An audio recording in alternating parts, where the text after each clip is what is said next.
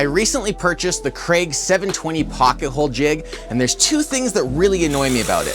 It's not easy to keep from moving around on my bench, and it's difficult for me to store in my small shop, so it's time to do something about that. And fortunately, they've made it pretty easy. By extending the two wings, you can reveal some holes that can be used to fasten the jig to a bench or other flat surface.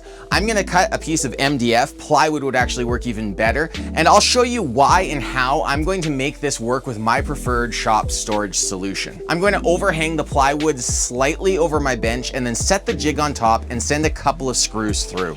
At this point, you have the surface area to clamp the jig to your workbench and it'll no longer move around while using it. Next, I'll rip a piece of plywood about 5 inches wide, and then I'll set my blade to 45 degrees and cut it down the middle.